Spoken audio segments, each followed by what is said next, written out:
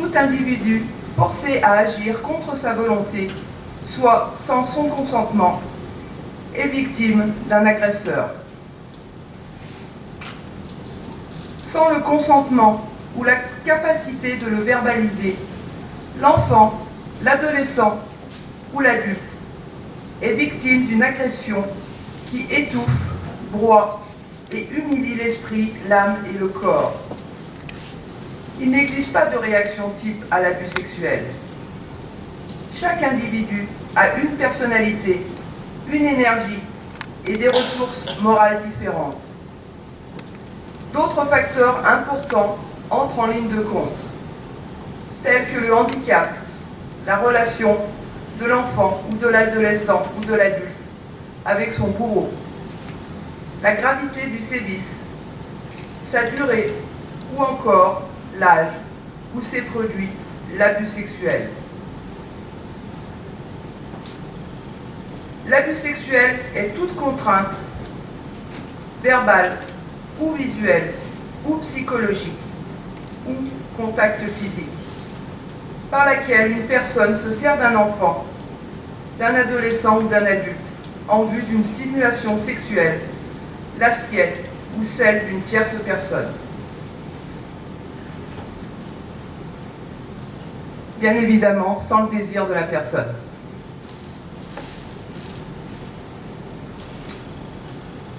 Les femmes sont davantage victimes d'abus sexuels. Pourquoi ? La place de la femme a longtemps été synonyme d'esclavage insidieux, où elle se doit d'être conforme à une attente sociale. Dans les médias, la femme est souvent représentée comme objet de fantasmes, en particulier sexuels, stimulés par des allusions publicitaires. Leurs capacités intellectuelles sont souvent niées et le corps féminin est réduit à un instrument de séduction ou à un objet de désir. La femme est conditionnée dès son enfance par les jouets, les vêtements, les couleurs, etc. Mais également par quelque chose qu'on oublie très souvent, c'est l'autorité paternelle, qu'elle entendra très très souvent pendant son enfance, signifiant ainsi pour l'enfant que la décision appartient au père plutôt qu'à la mère. Je vais vous passer un petit extrait d'un film, La domination masculine, où on entend des enfants parler du rôle de l'homme et du rôle de la femme.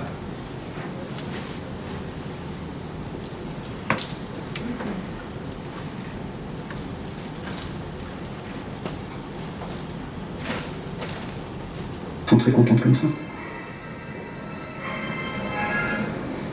C'est quelqu'un qui l'a décidé que les filles devaient faire la vaisselle ou c'est une loi? Moi, à mon avis, ça a été décidé, c'est pas une loi.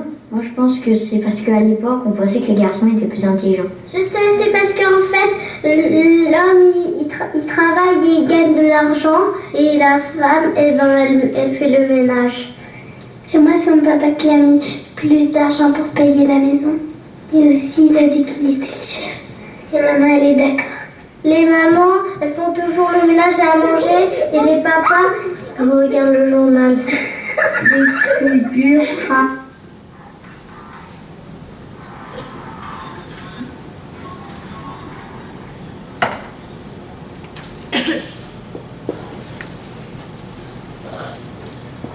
Et la personne autiste dans tout ça? Il y a plusieurs facteurs qui rendent davantage la personne autiste vulnérable aux agressions sexuelles. Le non-verbal, le déficit de communication, la déficience mentale, leur faible crédibilité, leur manque de pouvoir décisionnel et de contrôle sur leur vie, leur entraînement à la soumission et à l'obéissance, leur difficulté à reconnaître un danger potentiel, leur déficit dans les compétences interpersonnelles, leur difficulté à discerner les gestes appropriés de ceux qui ne le sont pas, leur ignorance en regard de leurs droits à refuser de se prêter à des actions auxquelles ils n'ont pas envie.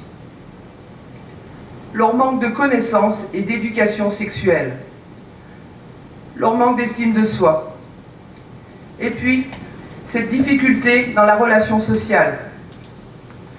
C'est-à-dire qu'une personne autiste prendra au sens littéral tous les mots, ne comprendra pas les sous-entendus, n'arrive pas à décoder l'implicite et les intentions d'autrui, a un aspect négatif et positif de l'interaction sociale ignoré. Il n'aura pas de méfiance sociale et aussi aura des difficultés de repérer la situation ou les situations à risque à temps. Tout ça amène de la naïveté et de l'innocence qui rend davantage la personne vulnérable et qui favorise les risques potentiels d'être victime d'abus sexuels. Mais l'autiste féminin n'est malheureusement pas épargné des abus sexuels. Avant d'être autiste, nous sommes une femme. Donc femme plus autisme égale risque plus. Il est plus que nécessaire qu'une prévention sexuelle soit faite, et ce, dès la petite enfance. Les parents ont le premier rôle. La sexualité reste de l'intime, mais l'éducation sexuelle, non. Un enfant ne sait pas ce qu'on ne lui dit pas. L'être humain apprend par la connaissance théorique et par l'expérience. La personne va, dans la mesure où il n'a ni la connaissance ni l'expérience, faire confiance en l'adulte. Il est important de donner à un enfant, un adolescent ou un adulte une information qu'elle peut intégrer avec son propre niveau de compréhension, comme on le fait normalement lorsque nous voulons protéger la personne. On lui apprend à traverser une route ou que la plaque est chaude. Donc c'est de la même manière.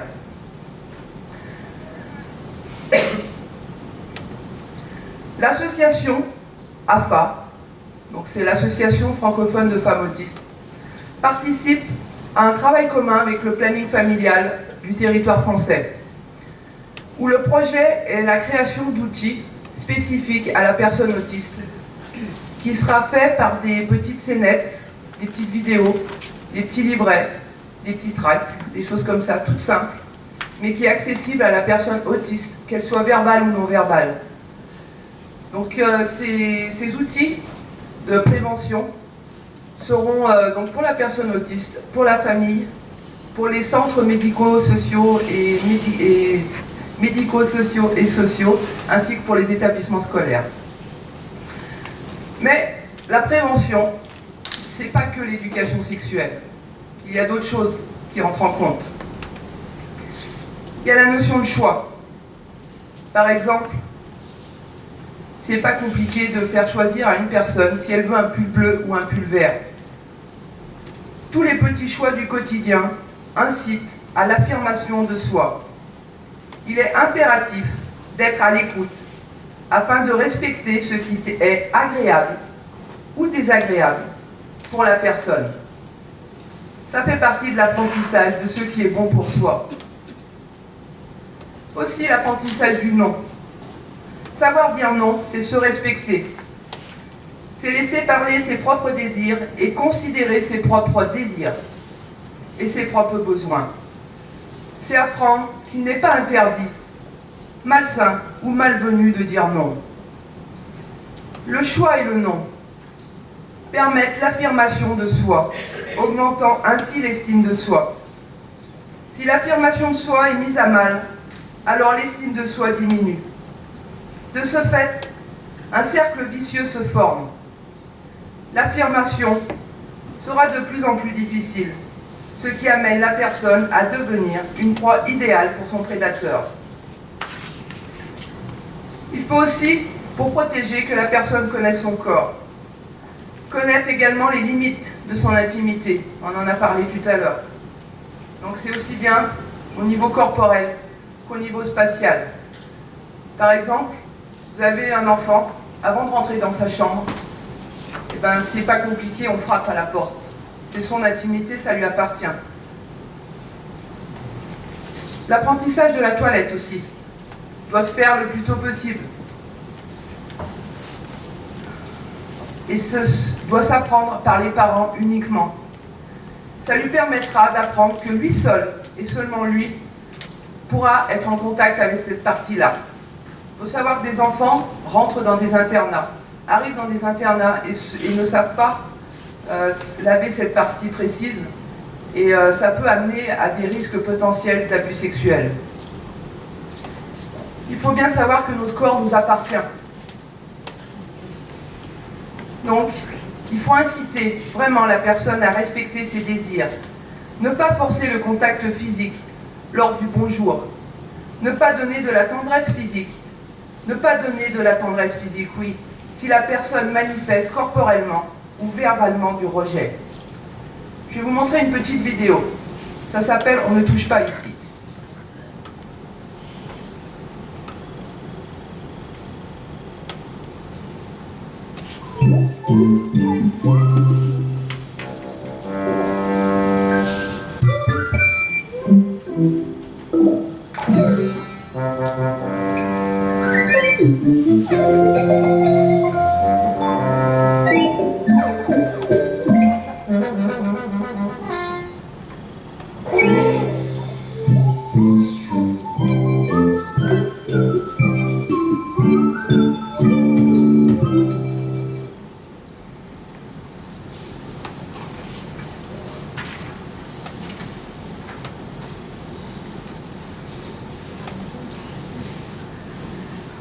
Pour protéger aussi la personne, on parle d'autorité d'adulte. Mais cette autorité d'adulte est selon sa mission et un contexte précis. Par exemple, un médecin qui nous demande d'enlever notre t-shirt lors d'une consultation. Ça fait partie de sa mission et c'est dans le contexte précis d'une consultation. Ce médecin qui nous demanderait d'enlever un t-shirt au milieu de la rue, ben, c'est pas normal. Donc on doit se protéger, parce que pour vous c'est évident tout ça, mais pour nous autistes c'est pas évident. Donc il faut vraiment qu'on arrive à se dire et à mentaliser que chaque personne a une mission et un contexte bien précis. Et vraiment que si la personne sort de cette mission, eh ben, il y a un réel danger potentiel. Donc il est nécessaire d'apprendre à catégoriser les personnes qui peuvent être en contact avec la personne autiste, que ce soit un enfant, un adulte ou un adolescent. Faire des catégories, les parents, les frères, les oncles, médecins, éducateurs, facteurs, voisins, étrangers, etc., etc. Sa matérialisation peut se réaliser sur un support où chaque pastille de couleur sera associée à une catégorie. Il y a aussi l'intimidation. Je vais vous montrer une petite vidéo d'intimidation.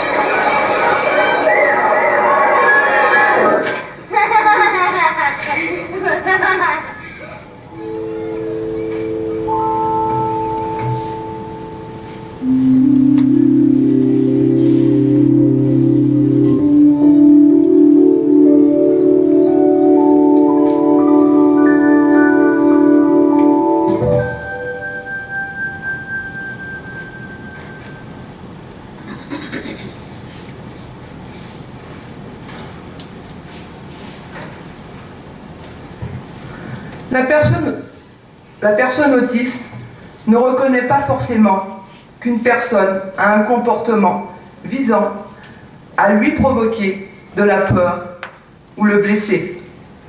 Donc en tant que personne autiste, on ne se rend pas spécialement compte, ou assez vite, que finalement on est maltraité par l'autre.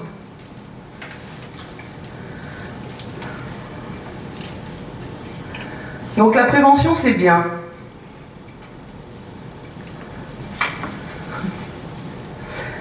Elle limite les risques, mais le problème c'est qu'elle ne les supprime pas à 100%.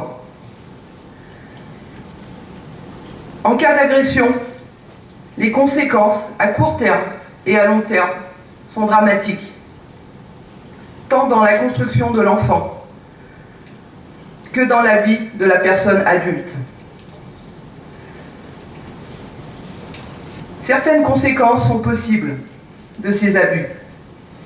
Le sentiment de honte et de saleté, les conduites addictives et d'autodestruction, la dépression, le sentiment de culpabilité, le mal-être généralisé, le dégoût de soi, les problèmes gynécologiques, les attaques de panique, l'échec scolaire, professionnel, les troubles du sommeil, les conduites à risque, les troubles alimentaires, les évitements phobiques, la confiance en l'autre, qui est de plus en plus compliquée, l'augmentation des difficultés relationnelles, le blocage affectif, les dissociations, et pouvant amener tout ça au suicide. Il faut savoir que chez une personne autiste, tout ce que je viens de vous lister est multiplié du fait de son hypersensorialité. Donc toutes ces conséquences amènent à un état de stress post-traumatique. Des études ont montré qu'en moyenne, il faut 16 ans à une victime pour pouvoir mettre des mots et en parler, de quelque manière que ce soit verbal ou non verbal. Il n'est pas toujours facile pour la personne autiste de rester dans cette moyenne. Et on sait pourquoi. Dans notre pays, trop peu de structures médicales prennent simultanément l'autisme et l'état de stress post-traumatique dans leur pratique d'accompagnement de soins. Ce qui est préjudiciable pour la résilience de ces traumas. Car le lien thérapeutique ne peut être de qualité et ne favorisera pas la confiance. Ainsi, la communication, qu'elle soit verbale ou non verbale, se heurte au prendre soin du thérapeute, qui, de par sa méconnaissance des spécificités de l'autisme, apportera finalement de la maltraitance. Aujourd'hui, il y a une loi pour ça, pour les viols, pour les abus sexuels. Sauf qu'il y a une prescription. C'est-à-dire qu'il y a une durée. Passé un certain stade, on n'a plus le droit de porter plainte, même si on est victime d'abus sexuels, même si on est victime de viol. C'est 3 ans pour une victime majeure après son agression sexuelle. Une personne autiste qui est dans la non-verbalisation se fait violer à 20 ans, c'est-à-dire qu'elle doit avoir 23 ans avant de porter plainte. 10 ans pour une victime majeure mineure de moins de 15 ans au moment des faits, pour un délit d'abus sexuel portant le dépôt de plainte en justice avant ses 28 ans. 20 ans pour une victime de moins de 15 ans au moment des faits, pour un crime sexuel portant le dépôt de plainte en justice avant ses 38 ans, ou sur un mineur par un ascendant, une personne ayant autorité, ou par plusieurs personnes. L'association francophone de femmes autistes soutient le mouvement Le Ruban Vert, Pomme. Donc je ne sais pas si vous connaissez, ce ruban vert Pomme soutient les délais de prescription qui devraient être augmentés, voire même supprimés. Pour tout ce qui est le délai légal pour la pédophilie et les abus sexuels sur mineurs. Je vais vous passer maintenant à un témoignage d'une femme qui est également autiste.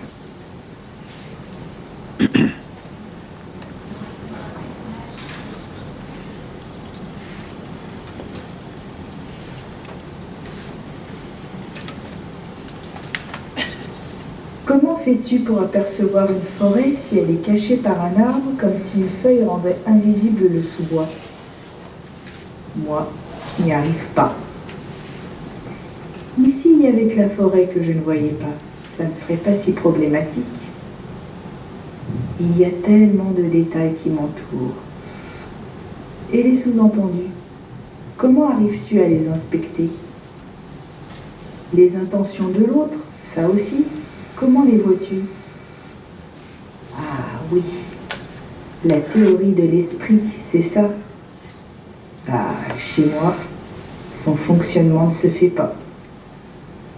Il y a tellement de données chez l'autre que je ne distingue pas dans les relations sociales. Par contre, je sens dans mon corps des trucs désagréables.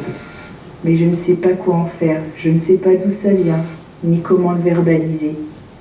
Du coup, je me sens piégée dans des relations.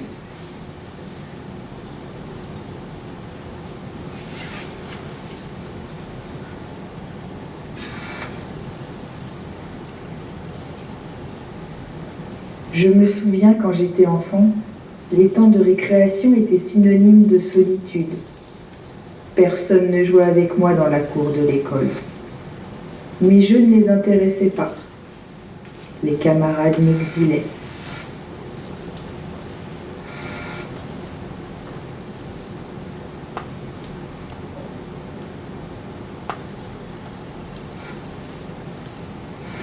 Alors, j'acceptais n'importe quoi pour ne pas être rejetée et ne pas montrer ce que je ne comprenais pas.